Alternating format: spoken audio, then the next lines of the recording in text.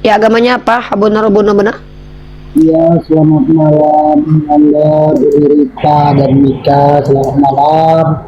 Agama saya Malam. Kristen Protestan. Oke, di sini tema kita adalah kitab karangan. Anda sebagai Kristen Protestan boleh mengajukan narasi, tapi berdata ya. Kalau bisa data dulu baru narasi. Kemudian atau kalau Anda tidak bisa buka kamera menyeimbangi saya untuk dialog, karena ini tentang agama, maka tugas Anda adalah bertanya saja tentang agama saya, gitu. Oke, terima kasih. Tentunya saya juga orang awam, tapi mau belajar dengan ilmu dan mau belajar sama orang lain. Artinya di sini pendapat saya kalau kurang lebihnya nanti boleh ditanggapi kembali. Di sini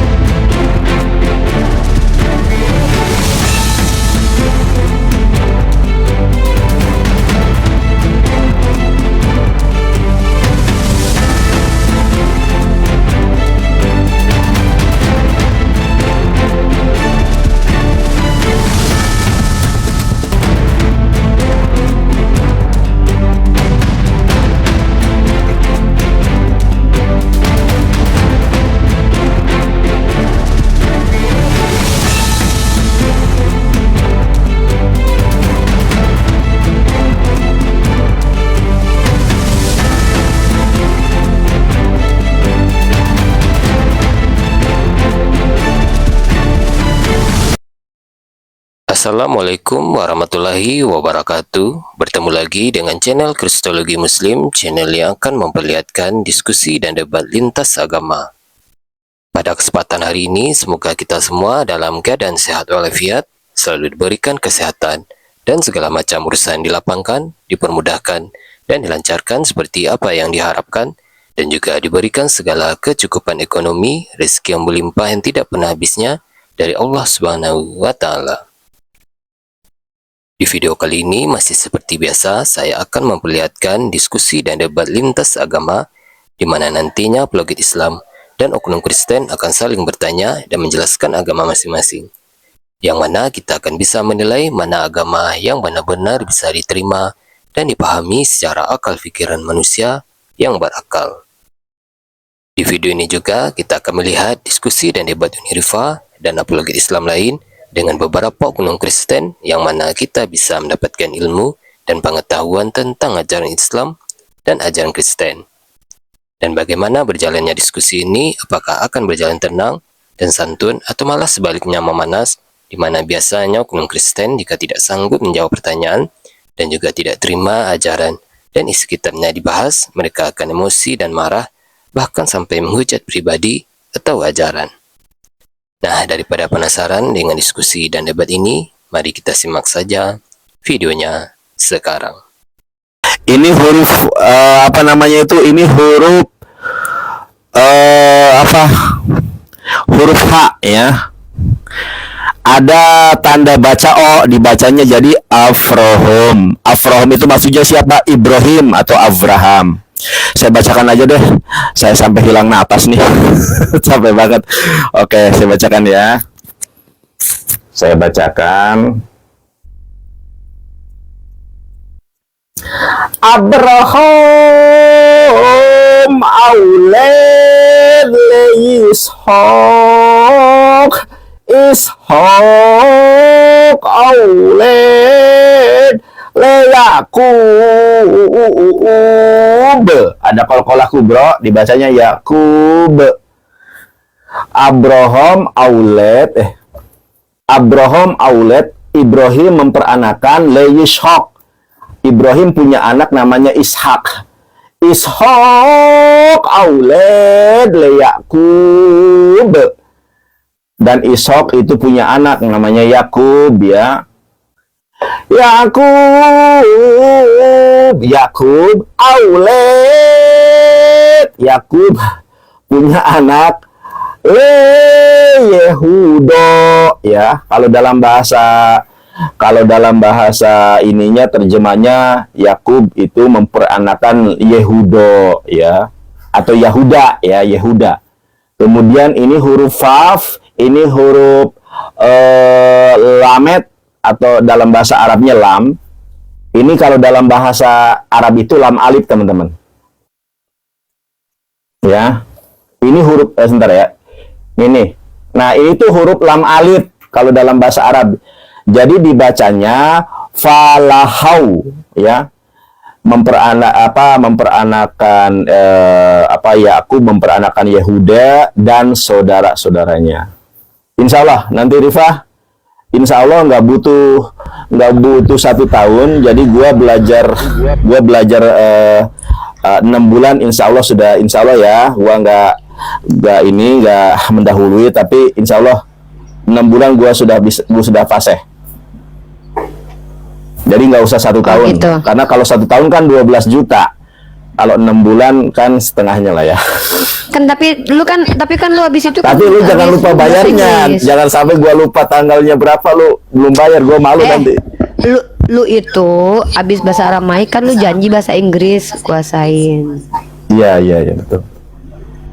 Udah nih debat tuh. Lu. Udah. Halo kids.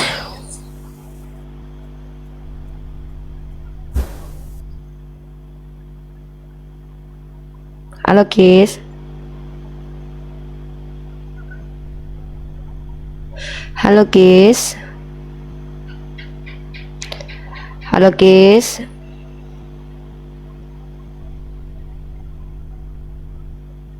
Halo kids. Enggak, dia Muslim dia. Cari yang Kristen aja. Oh.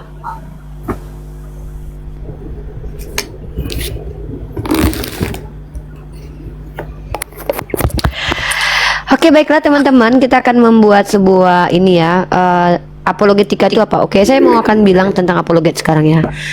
Apologet itu apa sih? Apologet itu bahasa Yunani yang sudah dipakai Socrates sebelum Yesus datang untuk dipakai merepresentasikan kegiatan pembelaan terhadap argumentasi waktu di sidang Socrates.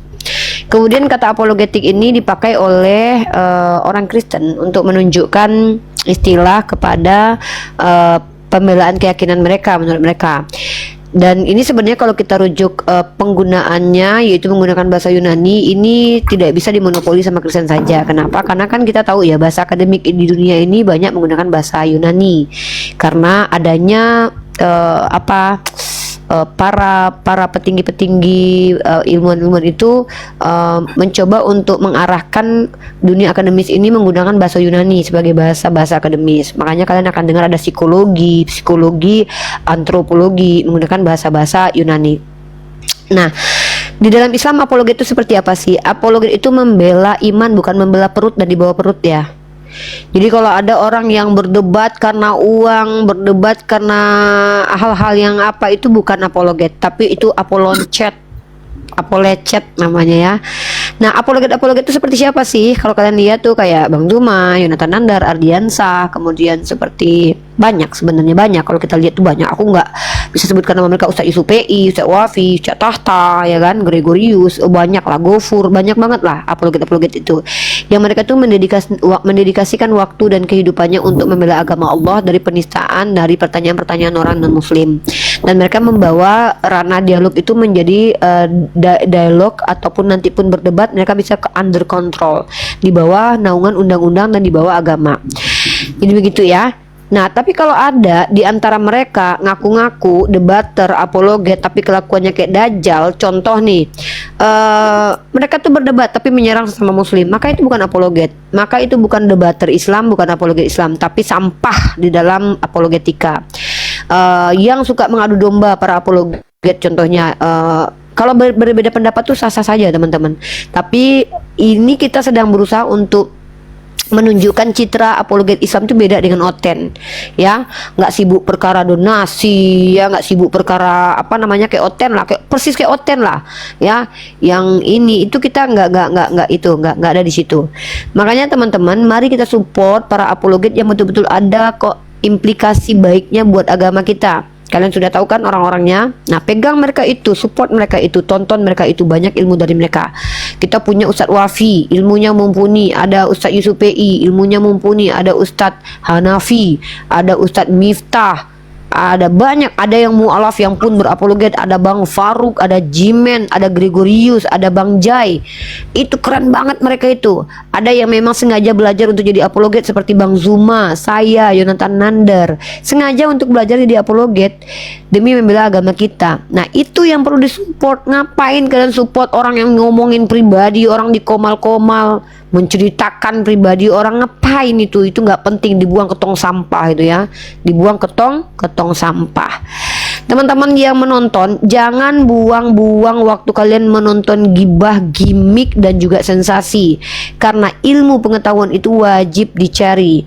Maka saya sebagai salah satu apologet di dalam Islam yang juga berafiliasi dengan banyak lembaga dan yayasan, saya seorang APII. Saya punya SK APII sebagai sekretaris Maluku Utara. Saya seorang yang berada di bawah naungan Yayasan Geraha Mu'alaf sebagai member, ya. Jadi jangan kalian pikir kalian jelek-jelekkan satu lembaga, jelekkan satu-satu apologet, terus kalian pikir kalian dapat tempat di samping kami. Tidak. Mungkin kami dengarkan dulu biar kami tahu siapa kalian. Kalian bicarakan apologet lain depan kami, mungkin kami diam dulu. Oh, oke. Tapi kami saling backup. Nah, itu baru yang disebut dengan apologet. Kenapa? Sama seperti tentara-tentara Allah yang pernah kita lihat di dunia, seperti sahabat-sahabat Rasulullah, itu saling backup. Ibnu Mas'ud berbeda pendapat dengan Abu Bakar perkara Zaid bin Sabit. Apakah mereka saling hantam? Tidak. Tapi ketika kalian sudah lihat satu komal itu kerjaannya gibah-gibah dan membahas pribadi, tinggalkan komal itu. Itu bukan komal berilmu. Allah melaknat komal-komal seperti itu ya. Kenapa Allah melaknat? Karena di dalam Islam gibah dan fitnah itu tidak diizinkan. Kajian ilmu ya, ilmu. Oke, buat teman-teman yang pengen menjadi apologet, kalian boleh teman-teman ingin seperti Bang Zuma, ingin seperti Pak Dondi. Insya Allah nanti kita jadikan Bang Zuma, Pak Dondi, Prof Manahem Ali, Ustadz Wafi sebagai guru kita di Mesia. Kita akan minta tolong kepada mereka menjadi guru kita, menjadi dosen kita. Kalian yang mau jadi calon apologet nanti mendaftar di Mesia, kemudian kalian akan belajar kepada mereka. Pujaan sok paling keren dia, emang gua keren, lu yang gak keren. Buktinya lu typing di bawah memuji gua. Kalau kau bilang aku paling keren, berarti kau akui sebenarnya dalam hati kau bilang aku keren kali, Wak, ya kan? Tapi kau tahu aku nggak bisa kayak Unirifa. Kenapa? Kau nggak berilmu, kau oten berkulub ya. Makanya sulit bos, sulit kau ngikuti gayanya orang Islam. Kami kalau berbeda pendapat tabayun. Kau tengok Bang Zuma dengan Yonatan Nandar tuh berbeda pendapat, mereka tabayun. Kau tengok agama kau bercerai-berai gara-gara beda pendapat, saling baku aib, saling baku antam. Jadi kalau kalian lihat ada orang Islam yang suka membicarakan pribadi orang, maka itu adalah bukan apologet. Kalian unfollow, kalian tinggalkan orang seperti itu, karena orang seperti itu adalah sampah dalam apologet ya, sampah. Perhatikan baik-baik, orang-orang yang hanya mengganggu orang lain yang sedang menjalankan hal terbaik, itu adalah sampah masyarakat yang harus kalian buang pada tempatnya. Oh mereka banyak duit, oh mereka kaya raya. Nggak penting bos, kau kaya raya kalau kau mencah belah apologet kau siapa? Nggak ada kau, nggak bisa ya, nggak bisa kau pecah apologet. Apalagi kalau aku nggak takut dengan kau. Siapapun kalian yang kaya raya, kalau kalian mau mencah belah antara apologet, aku yang maju duluan ya. Oke. Baik, lanjut. Kita bicara kitab karangan. Apa sih kitab karangan ini? Kalau kita bicara kitab suci teman-teman, harus ada syarat sebuah kitab itu bisa dikatakan suci. Kenapa harus seperti itu? Kenapa? Kalau kita bicara kitab, ini merujuk kepada buku. Jadi kalau buku ini ya dikatakan suci, tapi dia sama saja dengan buku lain, kenapa dia dikatakan suci? Kenapa buku lain tidak dikatakan suci? Kenapa cuma ini saja yang dikatakan suci? Maka setiap kita memberikan gelar, contoh, kenapa Unirifa ini disebut Bunda Gembala? Oh, Unirifa ini menggembala domba. Jadi ada. Oh, ada jawabannya. Kenapa Yonatan Nandar dikatakan sebagai evangelis? Oh, karena dia menyebarkan kabar baik. Kenapa Tante Mika dikatakan destroyer Oten? Karena dia menghancurkan organ-organ Oten, otaknya berserakan keluar dari itu kuping, gitu ya. Maka bagaimana kita membedakan kitab dongeng, kitab karangan, kitab porno, kitab psikopat dengan kitab suci? Bagaimana cara membedakannya? Maka kita harus bisa menjawab secara epistemologik. Epistemologik adalah ilmu yang membahas tentang asal-usul. Seperti apa itu? Kita harus bisa menjawab siapa, di mana, bagaimana, apa. harus bisa menjawab itu. Kenapa? Kalau kita tidak bisa menjawab, kenapa kita harus pertimbangkan buku itu? Orang kita nggak tahu siapa penulisnya kok. Maka pertanyaannya adalah, apakah Al-Quran itu sumbernya jelas? Jelas. Siapa yang bisa memvalidasi bahwa Al-Quran itu sumbernya jelas? Seluruh umat Islam. Kenapa? Karena Al-Quran itu ditransmisikan dengan hafalan yang mustahil bisa dirubah-rubah. Kenapa? Seperti blockchain. Blockchain adalah salah satu sistem yang sedang berkembang saat sekarang ini secara teknologi, yang pengawasan dokumen di dalam sistem itu diawasi oleh semua mata. Seperti itulah penjagaan Al-Quran. Maka seperti yang Allah katakan, Bismillahirrahmanirrahim, nahnu nazzalna dzikra wa inna lahu lahafizun. Sesungguhnya kami yang turunkan Al-Quran dan kami yang menjaganya.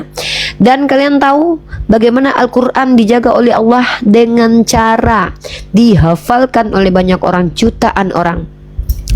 Seandainya saya mendengarkan Tante Mika baca Al-Quran, saya tahu mana benar mana salahnya kalau saya sudah fasih tajwid dan juga makharijul hurufnya. Begitu juga kalau ada orang Islam yang gak fasih makharijul hurufnya, antara huruf za dan zai dia tidak bisa bedakan, maka itu akan ketahuan. Bagaimana mungkin Al-Quran bisa kalian berubah seenak monyong kalian? Nah, jadi itulah alasan kenapa Al-Quran dikatakan suci. Ada beberapa kriteria yang tidak dimiliki buku manapun di dunia ini, yang hanya dimiliki oleh Al-Quran saja. Keren banget kan kitab kita? Saya ulangi argumennya.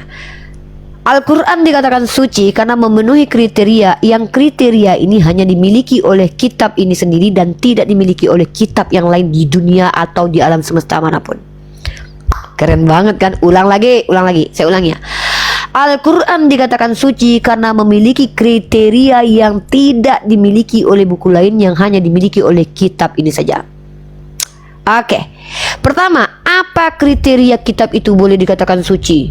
Dia haruslah kalam ilahi, dia haruslah perkataan Tuhan, dia haruslah firman Tuhan. Jadi kalau seandainya ada buku yang bercampur di dalamnya perkataan manusia, surat-surat manusia, maka itu artinya adalah kitab Spanyol, separuh nyolong, kitab campuran. Kalau dia tidak murni perkataan Tuhan, kenapa dia dikatakan suci? Bilang saja buku campuran. Betul? Kenapa? Karena ketika buku ini dicampur dengan buku porno, dimasukkan kitab Amsal ke dalamnya, bisa kalian katakan dia suci? Bisa kalian katakan suci? Nggak bisa kan? Nah, atau ada majalah Bobo, di dalamnya tertulis Matius sekian-sekian, bisakah Bobo itu kalian katakan suci? Tentu tidak bisa. Kenapa? Yang dikatakan suci adalah semua buku itu isinya adalah kalam ilahi. Tidak boleh bercampur dengan pemikiran manusia, akal-akalan manusia, pernyataan manusia, tidak boleh bercampur. Kalau dia bercampur, maka dia disebut dengan buku campuran firman Tuhan. Ya. Nah, apakah Al-Quran memiliki campuran karangan manusia di dalamnya? Saya menunggu, bahkan Al-Quran pun menantang. Sudah 1400 tahun Al-Quran menantang seluruh manusia di alam semesta ini. Ilmu pengetahuan itu sudah berkembang. Di abad ke-9, 10, 11, 12, 13, 14, ilmu pengetahuan itu sudah berkembang. Bahkan sekarang orang sudah punya satelit, bahkan orang sudah bisa melihat alam semesta, bahkan orang sudah tahu ada inti atom, orang sudah bisa membuat mesin handphone seperti ini. Coba kalian pikirkan, saya ajak kalian berpikir. Ketika Al-Quran menantang, buatkan semisal Al-Quran. Bismillahirrahmanirrahim. Wa in kuntum fi raibim mimma nazalna ala abdina. Al-Quran katakan, Allah berfirman, kalau kalian ragu tentang apa yang diturunkan kepada hamba kami ini, buat semisal Al-Quran. Kalian tahu sistem sekarang ini kurang canggih apa? AI mampu merubah dan membuat bentuk muka kalian persis seperti muka kalian. Foto kalian bisa dibuat. Sudahkah ada China, Amerika, mereka yang punya AI ini mampu membuat semisal Al-Quran? Nggak ada. Artinya apa? Ketika Allah menantang, wa in kuntum fi raibim mimma nazzalna ala abdina fa'tu bisurah. Buatlah fa'tu bisuratin mim mislih. Buatlah semisal surah yang telah diturunkan kepada Muhammad ibnu Abdullah. Teknologi kurang canggih apa bro sekarang? Kalian yang muka kalian muka biasa aja bisa cantik. Kenapa 1400 tahun kalian tidak bisa temukan jurnal ilmiah di dunia akademisi manapun yang membuktikan Al-Quran itu terdistorsi, kontradiksi, dan juga ada tiruannya? Bayangkan. Jadi tidak ada kitab yang memiliki klaim seperti ini, hanya Al-Quran. Mana ada Bible mengatakan Bible ini adalah kalam ilahi yang tidak akan pernah terjadi. Nggak ada. Nggak ada. Nah, lanjut. Bagaimana mungkin kemudian 1400 tahun informasi di Al-Quran itu ternyata tidak bertentangan? Semua rata-rata terbukti secara ilmiah. Seperti prefrontal cortex. Prefrontal cortex itu adalah salah satu organ kita yang ada di kepala. Ya, letaknya agak di depan, dekat kening ini, prefrontal cortex. Ternyata kata Al-Quran, Allah berfirman, nanti ku cabut ubun-ubunmu yang berdusta. Ternyata baru-baru ini, beberapa tahun yang lalu itu terbukti ternyata yang ada di sini yang disebut dengan prefrontal cortex salah satu organ kita yang menjadi asbab kita mampu mengambil keputusan. Kalau memang Al-Quran ini datang dari orang yang menduga-duga dan merekayasa, kok bisa rata-rata informasi yang dia keluarkan terbukti secara ilmiah, seperti gunung yang menjadi pasak. Ilmu genealogi mengatakan bahwa memang gunung itu menjadikan bumi ini supaya tidak goncang karena lapisan di atas yang sangat tipis itu bisa mengambang. Ya, kalian tahu kalau bumi kita ini punya beberapa lapisan, yang dimana lapisan di bawahnya itu mencair seperti lahar itu cair dia. Lapisan atas itu, lapisan kerak bumi itu sangatlah tipis. Makanya ada teori ketika bumi terbentuk, daratan terbentuk itu ada pergeseran. Makanya ada patahan, lempeng ini, lempeng itu. Itu namanya dalam ilmu genealogi, silahkan kalian bahas itu. Ternyata gunung itu bergunanya juga adalah untuk membuat bumi ini tidak banyak bergerak. Bagaimana Al-Quran katakan diciptakan gunung itu menjadi pasak buat bumi ini. Dan bahkan kata-kata bumi sebagai hamparan. Bagaimana kemudian kita diakui secara saintifik bahwa dataran ini adalah lembaran yang menghampar, lapisan paling tipis di dalam di dalam lapisan bumi. Bagaimana mungkin diksinya? Diksi yang digunakan Nabi Muhammad betul-betul sama seperti yang terjadi secara akademik. Begitu juga ketika halaqah. Halaqah digambarkan sebagai lintah dalam bahasa aslinya secara ilmu lugahnya. Ternyata kemudian dikatakan bahwa halaqah yang seperti lintah itu adalah representasi dari zigot, yang ternyata ketika diselidiki zigot ini betul-betul menempel, bergigi seperti lintah dan menghisap darah calon bayi, dan dia menempel di dinding rahim. Bagaimana mungkin seorang Muhammad ibnu Abdullah Rasulullah Sallallahu Alaihi Wasallam itu bisa menebak seperti itu? Kemudian bagaimana Muhammad Sallallahu Alaihi Wasallam ini berkata pada saat Galileo sedang hampir mati gara-gara teori heliosentris, teori geosentris, Nabi Muhammad gak perlu pakai penelitian. Beliau katakan melalui bukan Nabi Muhammad menyampaikan firman Allah bahwa matahari beredar pada porosnya, bumi beredar pada porosnya. Masya Allah. Bagaimana mungkin seorang nabi yang nggak pernah belajar astronomi, yang tidak pernah melihat melihat alam semesta dalam matanya sendiri, itu bisa mengatakan bahwa matahari beredar pada sumbunya, dan itu divalidasi oleh ilmu pengetahuan. Begitu juga dengan informasi terkait tentang dua sungai yang menyatu dan tidak bercampur, itu ditemukan. Api di dalam laut itu ditemukan. Ya, nah ada sekarang yang saya temukan teman-teman ya. Kalau dulu saya tidak percaya teori Darwin. Nah ini ya, saya tidak percaya teori Darwin bahwa manusia primitif berubah menjadi manusia primitif itu berubah menjadi manusia lebih modern. Sejak saya debat sama Oten, saya baru percaya kalau teori Darwin itu kebalikannya. Apa itu? Manusia lahir sempurna berubah jadi kera. Ini loh Oten. Iya, Oten itu ya. Jadi aku mendukung teori Darwin. Ternyata ada golongan orang-orang yang lahir sempurna sebagai manusia, gedenya jadi monyet. Rata-rata begitu. Kalau nggak ke babi-babian, kalau nggak ke anjing-anjingan, kalau nggak ke monyet-monyetan mereka di sini. Coba aja kalau nggak percaya. Ya coba aja nih kalau nggak percaya. Ya, kita sapa dulu Bang Bukhari Ahmad. Ya, silakan, agamanya apa dan ada kepentingan apa di sini, Bang? Assalamualaikum Uni. Ya, waalaikumsalam warahmatullahi wabarakatuh. Ya, saya beberapa hari ini lihat Umi Lab sering. Jadi Terus? menjadi motivasi untuk menjadi apologet rencana. Cuman yang bahan-bahan disiapkan itu untuk apa-apa aja Umi. Mungkin bisa saya beli ataupun saya pesan. Maksudnya Kalau Bang, dilihat- Enggak, ini kan mau belajar tentang kayak Umi lah, banyak mengetahui oh, tentang pengen jadi Kristen. apologet. Siap. Oke, mau belajar menjadi apologet? Insya Allah Umi. Maksudnya bahan-bahan apa aja yang saya siapkan, apa di laptopnya, apanya, di mananya kan? Masuk di Soalnya grup ada belajar saya bersama Unirifa aja, Bang. Ada grupnya Unia. Ada belajar bersama. Nanti saya kasih kajian-kajian kristologinya. Nanti kalau mau tanya-tanya di situ aja. Oke siap. Oke siap. Enggak, ini kalau di laptop nanti downloadnya apa aja kak? Soalnya kan Nanti kemarin ada saya kasih. download. Nah, kalau tapi- sekarang nggak ada waktu kita untuk ngasih tahu apa Ya. saja terlalu banyak, ya. Nanti. Siap. Itu aja Uni. Terima kasih.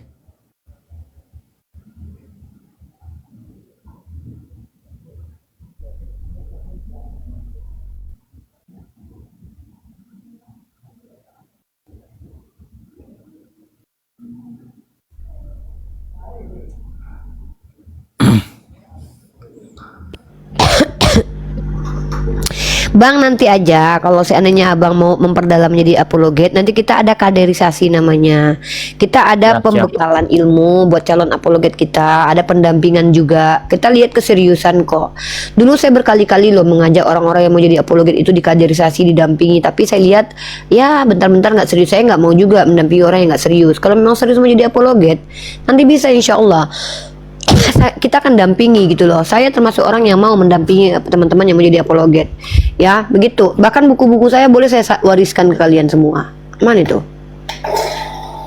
Ya. Tapi serius, saya nggak mau yang nggak serius.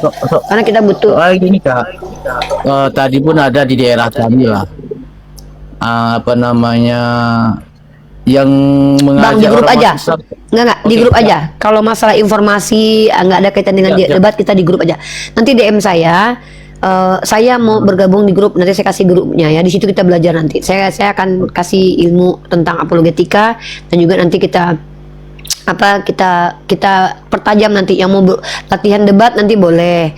Nanti kalau buat umat Islam yang mau jadi apologet, misalkannya latihan debat nih, kita adakan sesi di TikTok ini. Nanti misalkannya kita ajak siapa yang kita bal-bali, Darni misalkannya, kalian debatlah sama Darni, nanti kita tes kemampuan debat kalian. Nah gitu, nanti insya Allah nanti kita ada program-program begitu nanti ya. Buat para calon apologet boleh ya, yang mau jadi apologet, pembimbingnya nanti ya Bang Moto, guru bahasa Ibraninya, speaking partnernya Papi Gembala, saya nanti kami bersama-sama akan menciptakan 1 juta apologet tahun depan ya. 1 juta apologet kita ciptakan. Oke siap. Boleh. Terima kasih. Ya, Mesia ya.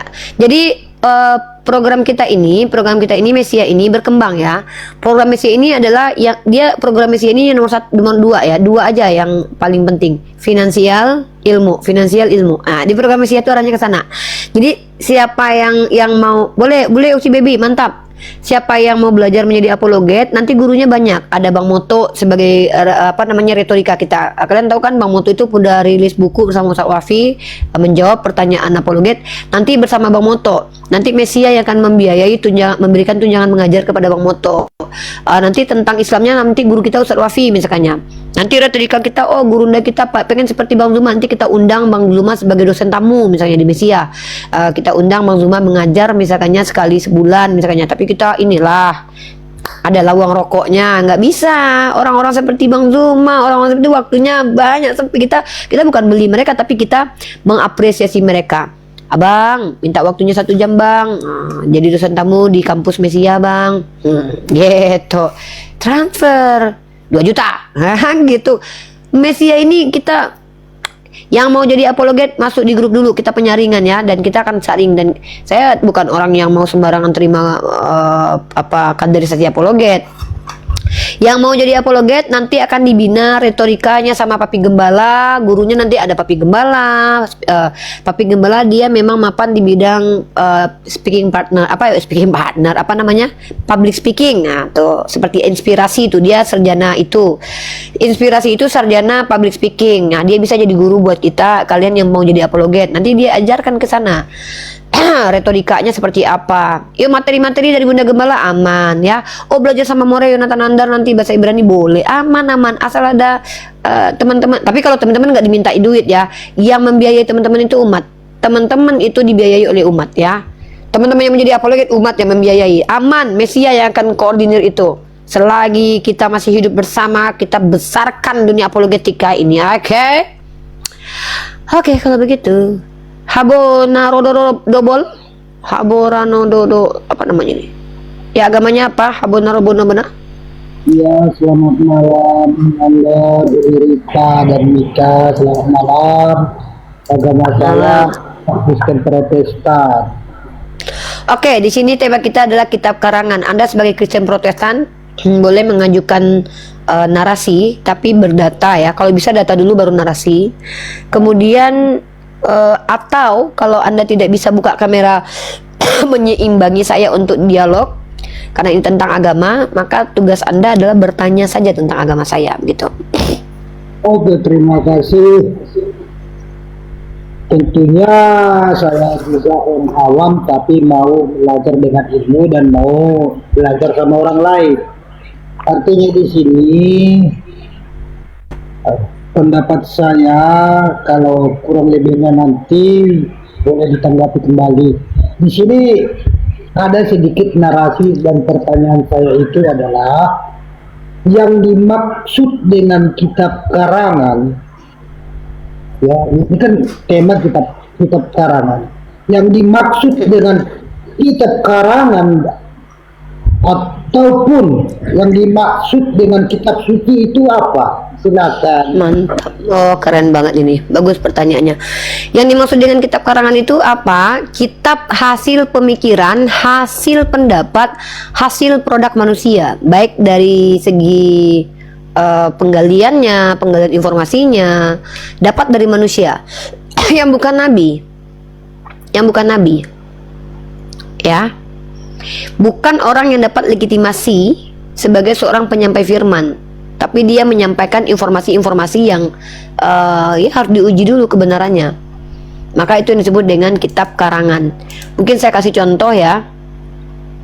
Nah, ini. Anda punya Bible di situ, Pak? Punya, tetapi bahasa daerah. Ya udah. Kalau gitu silakan Anda buka. Ini saya kasih contoh ya, Lukas pasal 1 nomor 1 Anda baca.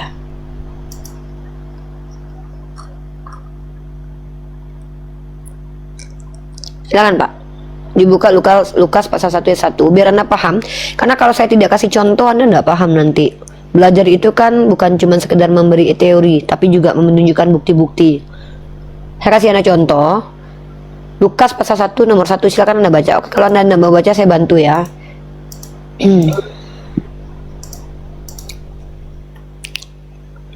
Oke, kita baca ya. Lukas pasal 1 nomor 1. Theophilus yang mulia, banyak orang telah berusaha menyusun suatu berita tentang peristiwa-peristiwa yang telah terjadi di antara kita, seperti yang disampaikan kepada kita oleh mereka yang dari semula adalah saksi mata dan pelayan firman. Karena itu, setelah aku menyelidiki segala peristiwa itu dengan seksama, jadi ini dia yang dimaksud dengan karangan. Tuh. Karena itu setelah aku menyelidiki, jadi informasi tentang Tuhan itu dapat dari hasil penyelidikan, bukan dari Tuhan langsung. Karena yang tahu tentang Tuhan itu tentu Tuhan langsung. Maka Tuhan itu memberitahukan tentang dirinya kepada penyampai firman. Dalam agama Samawi, penyampai firman ini disebut dengan nabi dan rasul. Gitu. Maka Lukas termasuk kitab karangan. Dan sebenarnya bukan cuma kami sih yang mengatakan kitab ini karangan, tetapi juga para scholar Kristen sendiri. Contoh, saya tunjukkan kepada Anda tentang penulisan Bible, ya.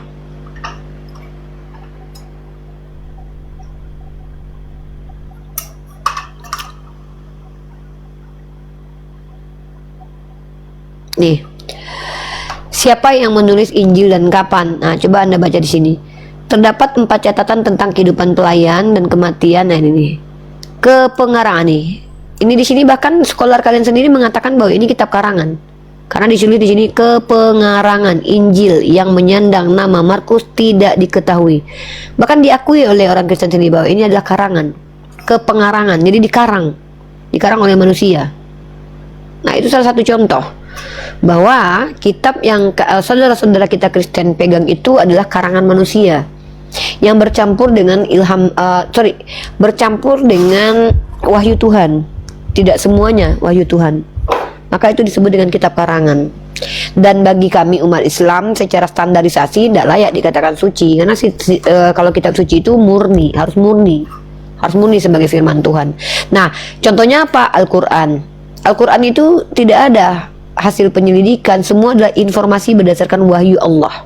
Dari kata waha dan ya, itu adalah informasi tersembunyi dan juga cepat. Melalui malaikat Jibril disampaikan kepada Nabi Muhammad mengulangi, Nabi Muhammad mengajarkan kepada para sahabat. Seperti itu.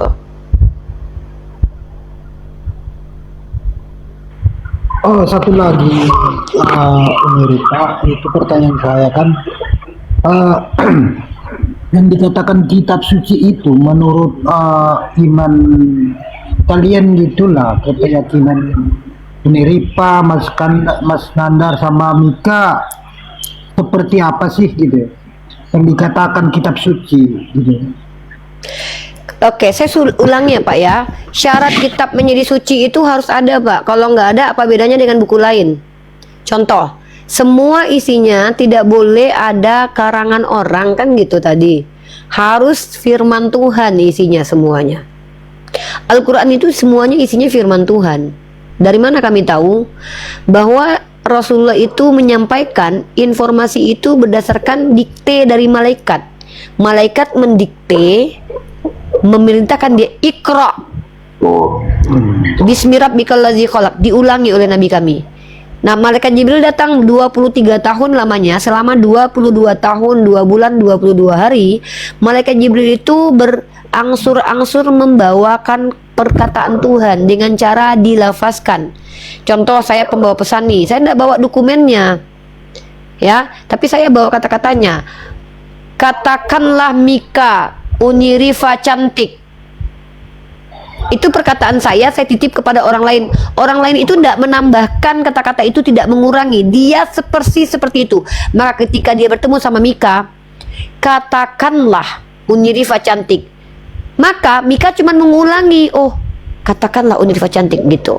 Ada dalilnya. Rita Gultom, kalau kau butuh dalilnya kau naik lah. Emang penting kali kau mau jawab. Mending aku sama Habonara ceritanya. Kau kalau butuh dalil, kau naik kau ke atas. Mahal ilmu ini loh. Kau pikir aku babumu apa kau suruh?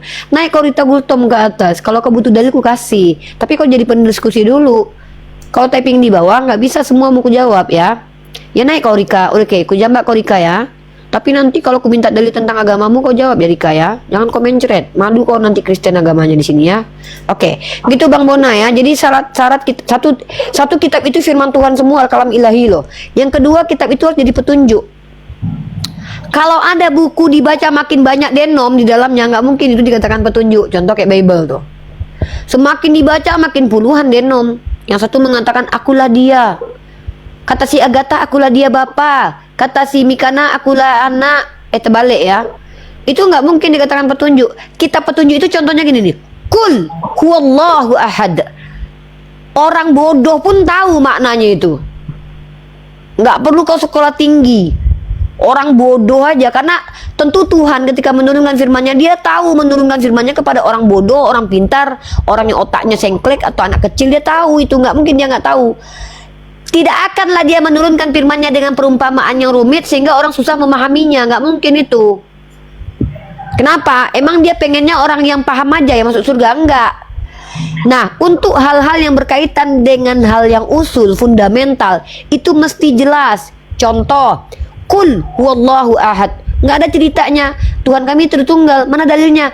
Ada. Jadikanlah baptislah dalam nama Bapa, Putra, Roh Kudus. Mana Tritunggalnya? Ya itulah. Berarti kalian suruh orang menerka-nerka. Kalau di Islam, Al-Quran itu jelas, Qul wallahu ahad, jelas. Itu petunjuk namanya, bukan penyesat. Karena lawan dari petunjuk adalah kitab penyesat, di mana aku anak manusia, kata Yesus, kalian bilang anak Tuhan. Itu baru namanya penyesat. Apa yang dibilang kitabnya beda yang diimplementasikannya. Yesus berkata, kehidupan kekal dengan mengenal Engkau satu-satunya Allah. Mereka yang baca bilang Yesus lah Allah. Itu namanya apa? Orang yang tersesat. Yang ketiga adalah kitab suci itu tidak mungkin terdistorsi. Kenapa? Kalau kitab itu terdistorsi, harus ada nabi yang membetulkan lagi. Dengar baik-baik. Kalau seandainya Tuhan kalian turun untuk memberikan ajaran yang benar, dan dia tahu nanti dia terakhirnya nanti nggak ada lagi yang akan meluruskan, nggak boleh dia nggak jaga. Kenapa Allah tidak menjaga Taurat, Zabur, Injil? Wajar, karena ada nabi yang akan meluruskan nanti kalau keliru kalian yang nenek moyang kita. Tapi kalau seandainya Nabi Muhammad terakhir tiba-tiba tidak dijaga oleh Allah, berarti Allah membiarkan kita tersesat semua. Makanya Allah berfirman dalam Al-Quran, Inna nahnu nazalna zikra wa inna lahu lahafizun. Itu kenapa Al-Quran satu-satunya kitab yang bisa dihafal oleh jutaan orang. Begitu penjagaannya. Tapi kalian, masih banyak yang ingin aku sampaikan, kalian tak mampu, kata Yesus. Tahu-tahu Paulus datang membatalkan hukum Taurat. Yesus bilang, aku tidak datang menadakan hukum Taurat, katanya. Apa ini? Kontradiktif ini. Yang namanya Tuhan pasti maha mengetahui. Kalau Tuhan itu maha pengasih, dia ingin semua orang tuh selamat. Kecuali Tuhan kalian tuh pilih-pilih, pilih kasih. Nah, Tuhan yang benar ini memberikan informasi yang mudah dibaca dan dipahami oleh manusia. Siapa lagi ini? Bentar ya. Bentar.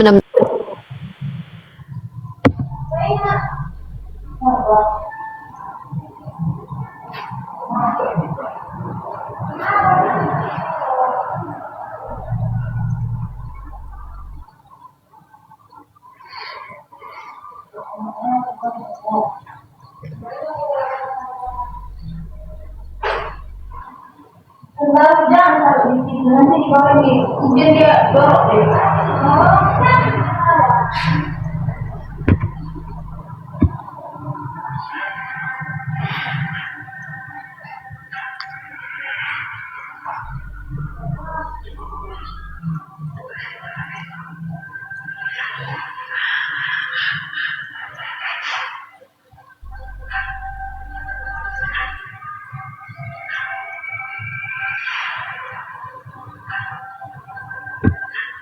Ya, jadi gitu abangku.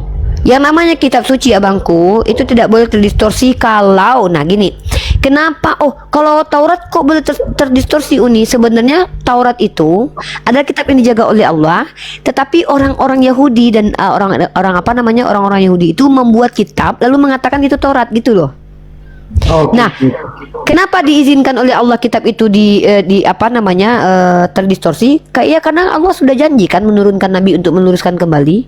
Jadi ketika di zaman Nabi Musa orang terselewengkan, ada Nabi Isa meluruskan. Nah, masalahnya adalah bagaimana kalian ini orang Yahudi itu bisa lurus dan Kristen bisa mengaku lurus ketika pengikutnya Musa sudah diselewengkan, datang orang meluruskannya bernama Isa Al-Masih. Ditolak dia ajarannya. Oke. Bagaimana mungkin bisa kalian nggak dikatakan benar? Apa? Ini masih kita tentang bicara kitab suci dulu sebentar. Iya, kitab suci.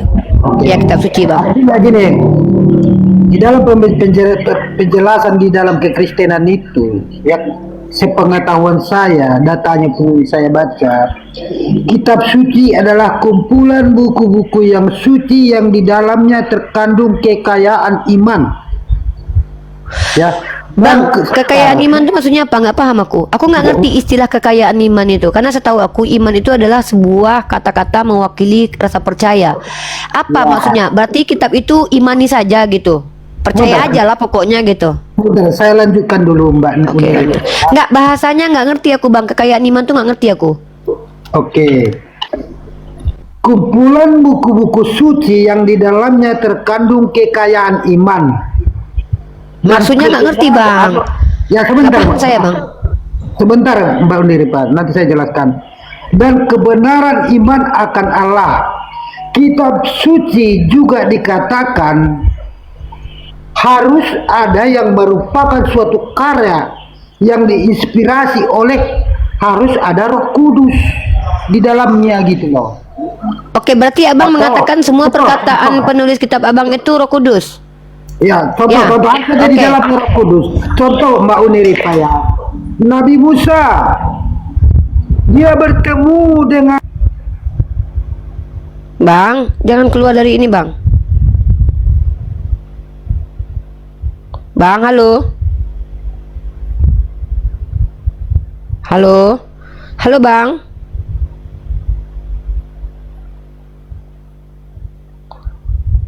Halo, Bang. Halo, Bang. Bang. Bang, Bang, Bang. Abang. Halo, Bang. Bang, jangan nyungsep dulu lah, Bang. Masih seru nih, Bang. Masih pagi kita, Bang. Aduh, Mak Jang, belum lagi 2 jam aku, Bang. Kok begitu? Kok aku ditinggalkan?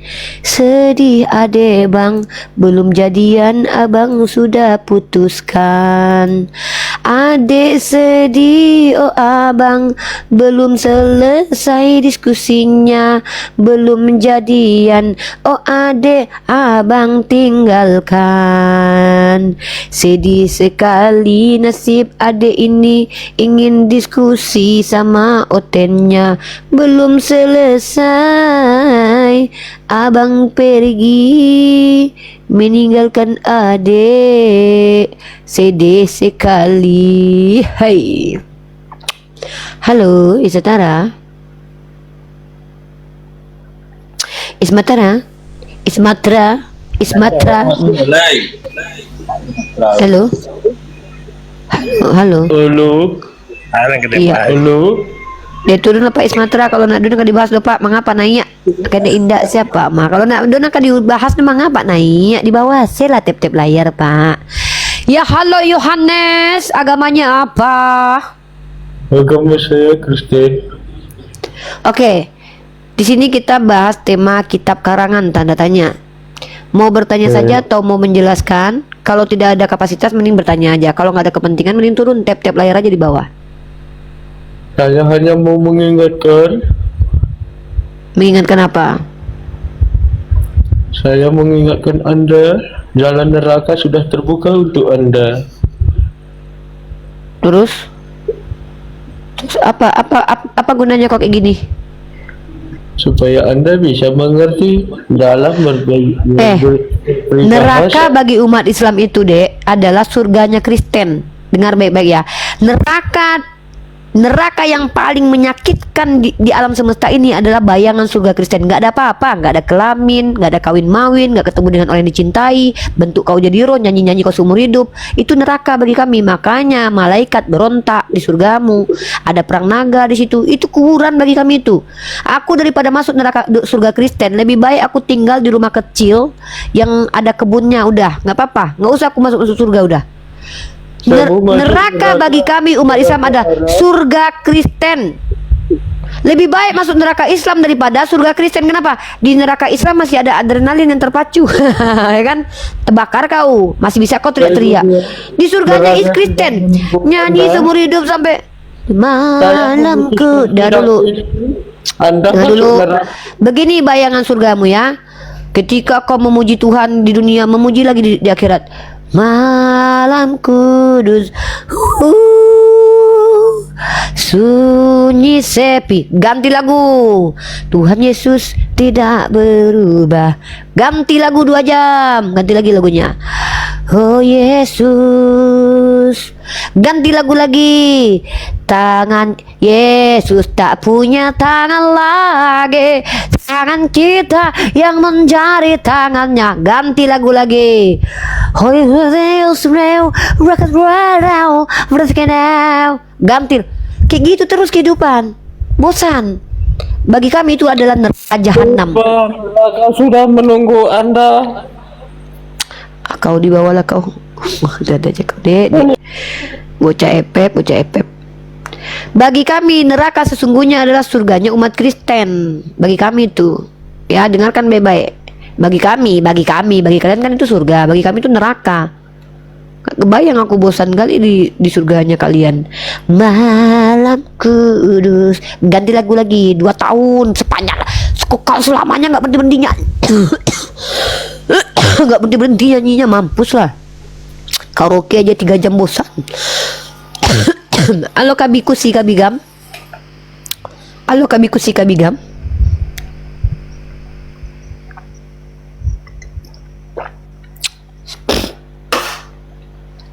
Halo kabikusi kabigam. Kabikusi kabigam. Deng deng deng deng.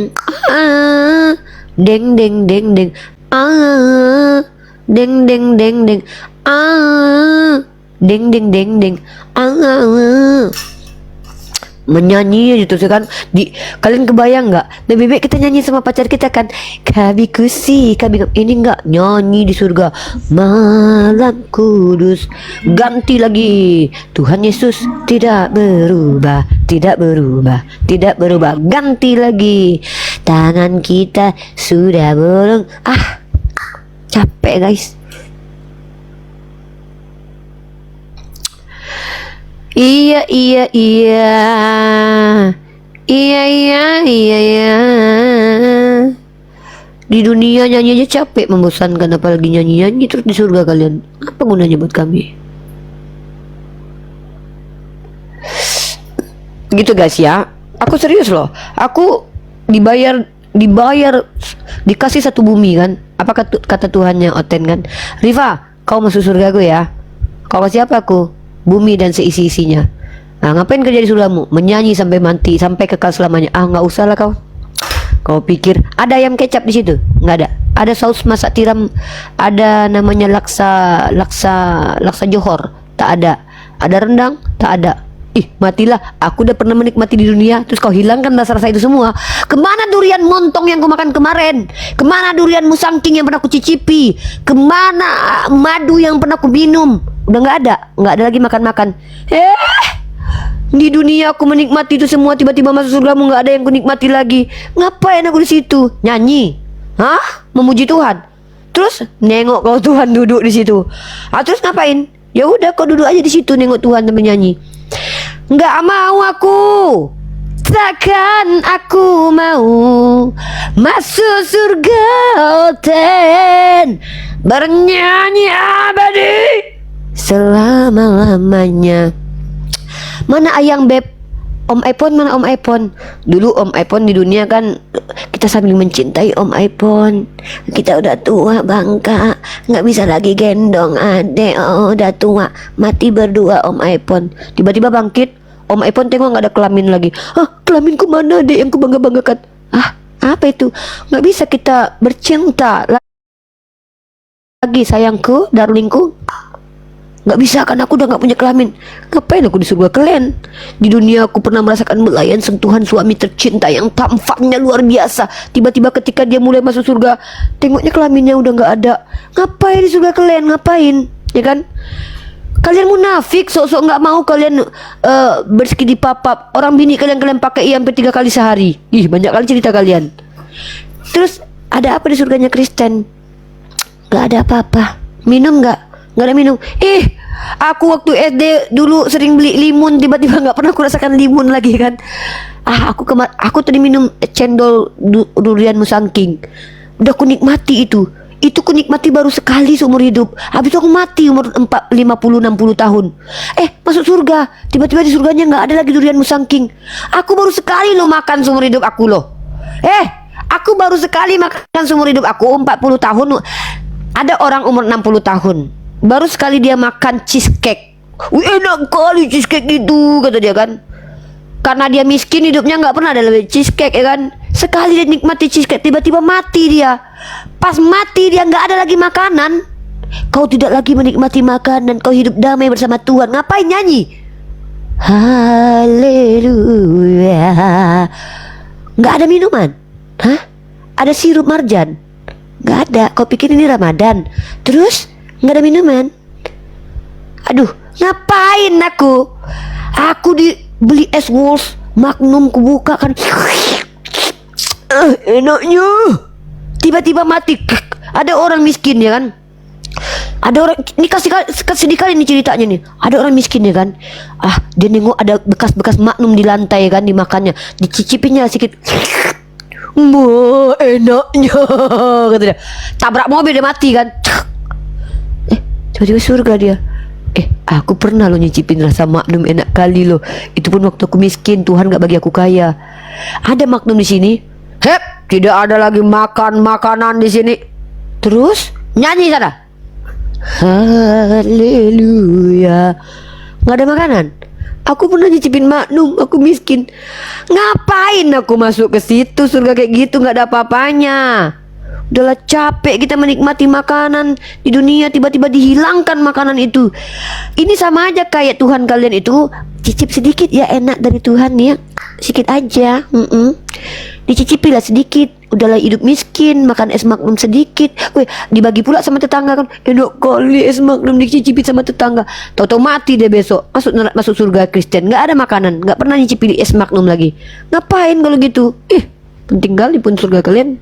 Makanya aku bilang surga kalian itu neraka bagi kami gitu loh. Surganya Kristen bagi umat Islam itu neraka. Kalian tengok nggak istilah hal yang paling inikan adalah apa namanya? Ini apa pangeran? Salam, sudah hentikan kalian semua ini, bikin dunia ini semakin mualaf semua. Hentikan tingkah kalian semua ini, sudah mualaf semua. Saya siapa hilang ini? perpuluhan saya nanti. Buka cam.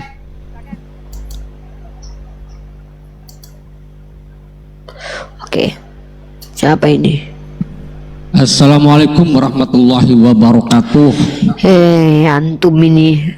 Kirain Kristen antum itu loh. Waalaikumsalam warahmatullahi wabarakatuh. Ada apa? Ya, mampir Pak, sedikit mau tanya, sedikit mau tanya. Salam dulu buat Kak Mika dan semuanya. Iya, waalaikumsalam. Ini Apa? saya PD, ini bukan pendeta ya, tapi PD ini percaya diri, jadi jangan salah menafsirkan. Ya, semoga Mbak Uni dan semuanya diberkahi Allah Subhanahu wa taala ya. Jadi semuanya bisa mualaf. Indonesia biasa hampir 90% sudah mualaf, sudah Islam semuanya. Sudah cukup, wallah muwaffiq ila aqwamit thoriq. Assalamualaikum warahmatullahi wabarakatuh. Assalamualaikum warahmatullahi wabarakatuh. Ada cerita yang sedih teman-teman ya. Jadi adalah di bawah itu yang bilang yang kasihan tuh yang nggak pernah kawin. Betul juga ya. Adalah Otennya kan. Otennya perkasa, ganteng pula ya kan. Terus dia mau kawin besok, menikah besok. Pas mau nikah tabrak mobil mati. Ya kan? Tahu-tahu pas bangkit di surga, aduh, aku udah membayangkan aku bisa mencumbu istriku yang cantik katanya. Tiba-tiba aku udah mati katanya. Tanya sama Tuhannya, Tuhan, mana istriku yang cantik? Udah kiamat udah selesai kan? Itu istrimu yang cantik. Istriku, kita kemarin belum pernah sempat malam pertama loh istriku. Kok nggak ada kelamin lagi? Tengoknya ke bawah. Kemana?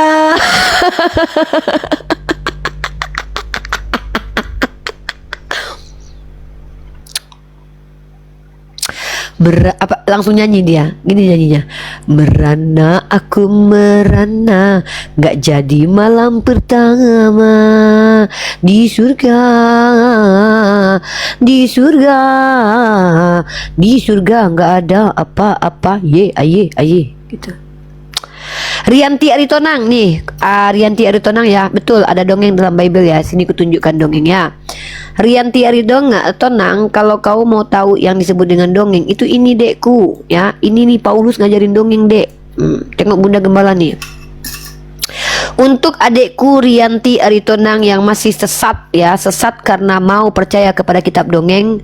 Tengok ini dekku, yang ngajarin dongeng itu Paulus. Paulus menggunakan dongeng itu sebagai mengandung perlambangan mengenai Kristus. Itu menurut penafsir ND terkait tentang tafsir 1 Korintus pasal 10 nomor 4. Gitu ya. Surga selangkangan. Oke, surga selangkangan itu ini bro ya. Ini mau tahu kalian surga selangkangan nih. Nih, surga ada pesta seksnya tuh ini teman-teman ya. Di mana ada perjamuan kawin, teman-teman? Ya, perjamuan kawin itu artinya adalah pesta seks. Perjamuan pesta kawin adalah seksual. Maka perjamuan kawin artinya adalah pesta seks. Dan satu-satunya tempat di surganya yang ada pesta seks itu hanya ada di dalam Bible. Nih, kalian lihat nih, perjamuan kawin. Ya, perjamuan kawin itu hanya ada di Bible. Nih, kalau kalian lihat selangkangan nih, Wahyu pasal 19 nomor 9. Ya, berbahagialah yang diundang kepada perjamuan kawin. Perjamuan itu apa sih bahasanya dalam KBBI? Perjamuan. Perjamuan KBBI itu apa sih? Kalian baca nih. Kalian lihat nih, apa arti kata perjamuan? Ya, perjamuan itu salah satunya adalah ini, resepsi, ya, pertemuan makan dan minum atau pesta nih. Perjamuan nih, salah satu makna perjamuan itu adalah pesta. Nih, Rianti Aritonang nih, pesta seks nih. Kawin, kawin artinya apa? Kawin artinya apa? Pakai KBBI. Kawin nih, KBBI. Kawin artinya apa? Kawin artinya adalah nih, kawin artinya apa? Membentuk keluarga dan lawan jenis bersuami dan beristri menikah dan melakukan hubungan kelamin. Jadi yang ada perjamuan kawin itu di surgamu, Dek. Nih, perjamuan kawin. Nah, perjamuan artinya adalah pesta, kawin artinya berhubungan seksual. Jadi yang ada pesta seks itu di surga kalian. Di surga kami nggak ada pesta seks. Uni, Ya, apa? Uni, Apa, Dek? aku mau nanya, Apa, ada Dek? nggak Uni dapat referensi naga itu adalah makhluk nyata? Belum ada. Belum ada ya. Jadi naga itu cuma dongeng atau apa itu nih? Ada dulu aku nonton film, judulnya Naga Bonar. Aku tengok pun di sini ya, naga itu adalah hewan mitos, hewan yang tidak pernah ya dongeng di Hercules. Di Bible ada loh nih perang naga. Hah? Masa sih? Aku kok udah lama tahu, coba kasih tahu lagi. Di Bible ada loh perang naga. Hah? Kok aku udah tahu tapi kamu kasih tahu lagi? Coba lihat mana dalilnya, coba kamu tunjukin mana. Wahyuni 12 nomor 7. Keren. Ini kutunjukkan ya. Jadi dongeng itu banyak di Kristen. Nanti ada dongeng yang lain kutunjukin ya. Maka timbullah peperangan di surga. Mikael dan malaikat-malaikatnya berperang melawan naga itu. Dan Oten bersembunyi di belakang naga. Naga yang satu nyembur api, naga yang satu menghindar. Dan Oten yang kena bakar. Di surga kena bakar, di neraka kena bakar. Di surga ada api, di neraka juga ada api. Ya. Nah, kita cek dulu apakah naga itu ada, apakah naga itu nyata. Nah, ini dongeng secara ilmiah. Naga seperti dalam legenda bersayap bernapas api tidak nyata, melainkan makhluk mitologi yang ada di cerita rakyat berbagai budaya. Nah, ternyata surga kalian dongeng. Saya akhiri diskusi dan debat para apologet Islam yang telah memberikan kita ilmu dan pengetahuan tentang ajaran Islam dan ajaran Kristen. Semoga ilmu yang kita dapat dari diskusi dan debat ini dapat membentengi kita dari permutatan yang mana pada saat sekarang banyaknya misionaris-misionaris mencari muslim yang awam untuk dimurtadkan. Saya akhiri video ini. Terima kasih kepada saudara-saudari muslim semua yang telah mengikuti diskusi ini sampai habis. Sampai ketemu lagi dan nantikan video-video diskusi dan debat apologet Islam selanjutnya. Assalamualaikum warahmatullahi wabarakatuh.